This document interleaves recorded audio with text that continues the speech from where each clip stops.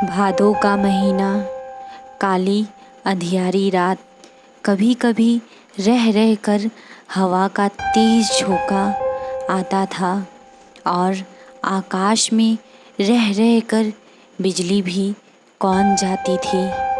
रमेसर काका अपने घर से दूर कोठे पर मड़ई में लेटे हुए थे। रमेसर काका का कोठा गांव से थोड़ी दूर एक गढ़ी तालाब के किनारे था। गढ़ी बहुत बड़ी नहीं थी, पर बरसात में लबालब भर जाती थी और इसमें इतने घास फूस उग जाते थे कि डरावनी लगने लगती थी। इसी गढ़ी के किनारे आम के लगभग 5-7 मोटे मोटे पेड़ थे। दिन में जिनके नीचे चरवाहे गोटी या चिक्का कबड्डी खेला करते थे और मजदूर या गांव का कोई व्यक्ति जो खेत घूमने या खाद आदि डालने गया होता था आराम फरमाता था वहीं पर।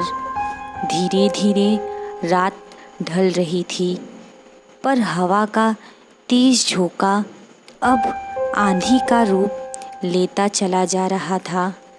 आम के पेड़ों के डालियों की टरटराहट की डरावनी आवाज़ उस भयंकर रात में रामेसर काका की मड़ई में बांधी भैंस को भी डर लग रहा था और वो भैंस भी बेचारी डरी सहमी हुई रामेसर काका के बसही खटिया से चिपक कर खड़ी हो गई थी। रामेसर काका अचानक सोई सोई ही खटखट की रट लगाने लगे थे, पर भैंस अपनी जगह से बिना टसमस हुए सिहरी हुई हटने का नाम नहीं ले रही थी। रामेसर काका उठकर बैठ गए और बैठे बैठे ही भैंस के पेट पर हाथ फेरने लगे।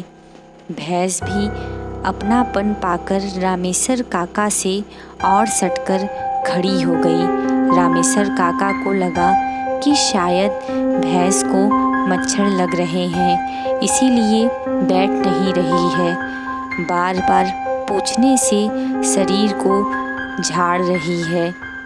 वे खड़े हो गए और मड़ई के दरवाजे पर घास फूस पर थोड़ा फूंक मारकर जलाने लगे। रामेसर काका फूंक मार मार कर आग तेज करने लगे और धुआं भी बढ़ने लगा। बार बार फूंक मारने से अचानक एक बार घास फूस जलने लगी और मड़ई में थोड़ा प्रकाश फैल गया। उस प्रकाश में अचानक रामेसर काका की नज़र उनकी बांस खटिया पर पड़ी। अरे, उनको तो बांस खटिया पर एक औरत दिखाई दी। उसे देखते ही उनके पूरे शरीर में बिजली कौंध गई और इसके साथ ही आकाश में बिजली कड़की और एक तेज प्रकाश हुआ। रामेसर काका डरने वालों में से बिल्कुल नहीं थे, पर पता नहीं क्यों आज उनको थोड़ा सा डर का आभास हुआ। पर उन्होंने हिम्मत करके आग को और तेज़ किया और उस पर सूखा पुअरा रखकर पूरा अंजोर कर दिया। अब उस पूरा के अंजोर में वह महिला साफ साफ नज़र आ रही थी। अब रामेसर काका उस अंजोर में उस औरत को अच्छी तरह देख सकते थे। रामेसर काका ने ज़ोर की आवाज़ लगाकर पूछा, कौन है वहाँ? पर उधर से कुछ भी प्रतिक्रिया न पाकर वो सन्न रह गए। उनकी समझ में कुछ भी नहीं आ रहा था कि अब क्या करना है। वे मन ही मन कुछ बुदबुदाए और उठकर खड़े हो गए और उनके पैर बढ़ रहे थे और ना ही मड़ई के बाहर ही। अचानक खाट पर बैठी महिला अट्टहास करने लगी। उसकी तेज भयंकर डरावनी हंसी उस अंधेरे काली रात में चारों तरफ फैल रही थी और उस काली रात को और भी डरावना बना रही थी। रामेसर काका अब सजग हो चुके थे। उन्होंने सोचा, अब डरा तो समझो मर ही गया। रामेसर काका अब तनकर खड़े हो गए। उन्होंने मड़ई के कोने में रखी लाठी को अपने हाथ में ले लिया था। वे फिर से बोल पड़े, कौन हो तुम? तुमको क्या लगता है मैं तुमसे डर रहा हूँ? कदापि नहीं। और इतना कहते ही रामेश्वर काका भी हाँ हाँ करने लगे। पर सच्चाई यह थी कि रामेश्वर काका अंदर से पूरी तरह डरे हुए थे। रामेश्वर काका का वह रूप देखकर वह महिला और उग्र हो गई और अपनी जगह पर खड़ी होकर तड़पी। तू डरता नहीं है, बताती नहीं। रामेश्वर काका को अब पता नहीं क्यों कुछ और बल मिला और डर भी कम हुआ। वे बोल पड़े, बता क्या करेगी तू मेरा? जल्दी यहाँ से निकल, नहीं तो मैं तुझे लाठी से मार मार कर तेरा सिर फोड़ दूंगा। इतना कहते ही रामेश्वर काका ने अपनी लाठी तान ली। महिला चिल्लाई, तू मुझे मेरी घर से निकाला। अरे नीला बच्चा है इस बड़े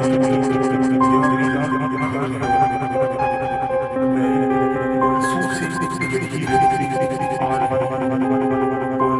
पहले तो किसी नहीं भगाया, यहाँ तक कि भैया कुछ ग्रामीणों क्षेत्रों में भैया कहते थे। अब पता नहीं क्यों रामेश्वर काका का गुस्सा और डर दोनों शांत हो रहे थे। उनको लग रहा था कि उनके सामने जो महिला खड़ी है वो उसकी आवाज़ को पहचानते हैं। रामेश्वर काका अब लाठी अपने शरीर पर टिकाकर खड़े हो गए और दिमाग पर जोर डालकर यह सोचने लगे कि यह कौन हो सकती है और अगर पहचान की है तो यह चुड़ैल के रूप में भयंकर विकराल चेहरे वाली क्यों है? ओह, तो यह बलेसरा बहन, क्या ये सच में बलेसरा बहन है? अचानक उनके दिमाग में कौंधा, नहीं नहीं, बलेसरा बहन नहीं हो सकती। उसे तो मरे हुए 2500 साल हो गए हैं। अब रामेश्वर काका अपने अतीत में जा चुके थे।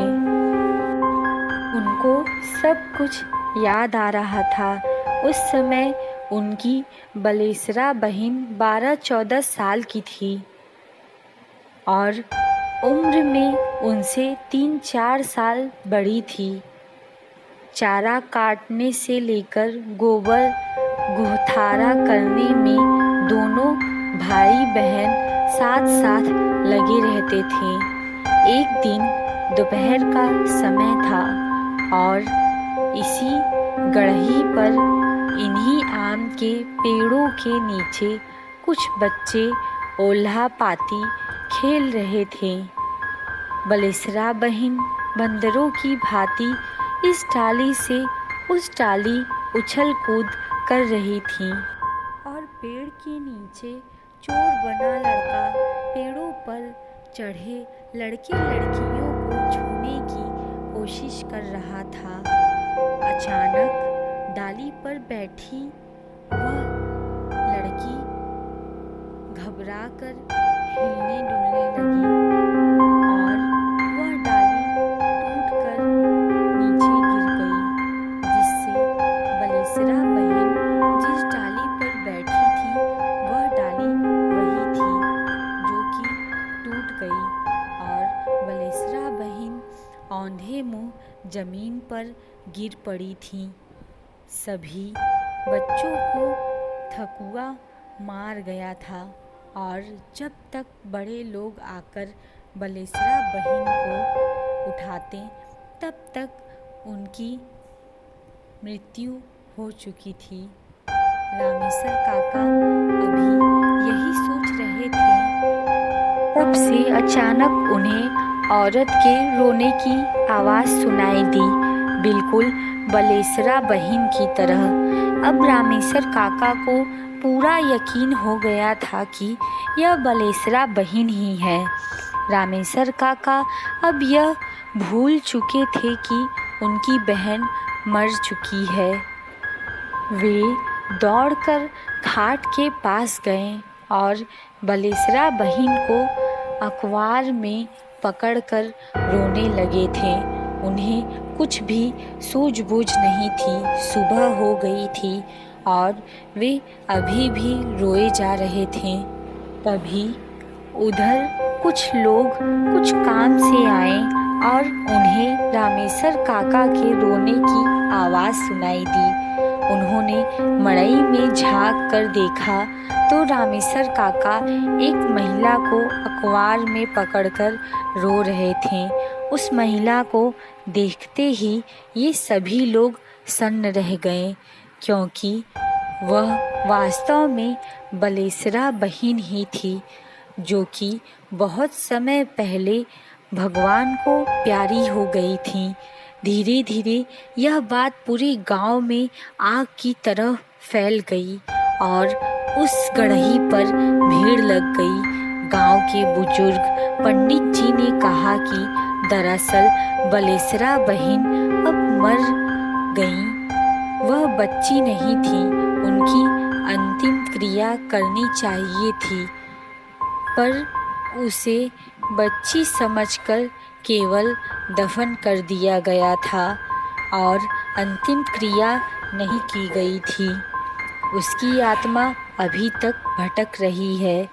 लोग अभी आपस में बात ही कर रहे थे कि रामेसर काका बलेसरा बहन के साथ मड़ई से बाहर निकले। बलेसरा गांव के लोगों को एकत्र देखकर फूट फूट कर रोने लगी थी। सब लोग उसे समझा रहे थे, पर दूर से ही रामेसर काका के अलावा किसी की भी हिम्मत नहीं हो रही थी कि बलेसरा बहन के पास जा सके। बलेसरा अचानक बोल पड़ी, हाँ, यही सही है कि मैं मर चुकी हूँ, पर मुझसे डरने की ज़रूरत नहीं है। मैं इसी गांव की बेटी हूँ, पर आज तक भटक रही हूँ। मेरी सुध कोई नहीं ले रहा है। मैं इस कढ़ाई पर रहकर अन्य भूत प्रेतों से अपने गांव के लोगों की रक्षा करती हूँ। मैं नहीं चाहती हूँ कि इस कढ़ाई पर, इन आम के पेड़ों पर अगर कोई गांव का व्यक्ति उल्हा-पाती खेले तो उसे किसी भूत का को भाजन बनना पड़े। इतना कहने के बाद बलेसरा रोने लगी और रोते रोते बोली, मुझे एक प्रेत ने उल्हा-पाती खेलते समय धक्का दे दिया था। आगे बलेसरा ने जो कुछ बताया उससे लोगों के रोए खड़े हो गए। बलेसरा क्या क्या बताया, इसे जानने के लिए आपको इस कहानी की अगली कड़ी का इंतज़ार करना पड़ेगा। आखिर वो प्रेत कौन था जिसने बलेसरा को धक्का दिया था? ये जानने के लिए प्लीज़ मेरे चैनल को सब्सक्राइब कीजिए और मेरे इस चैनल पे ज़्यादा से ज़्यादा कमेंट कीजिए। धन्यवाद।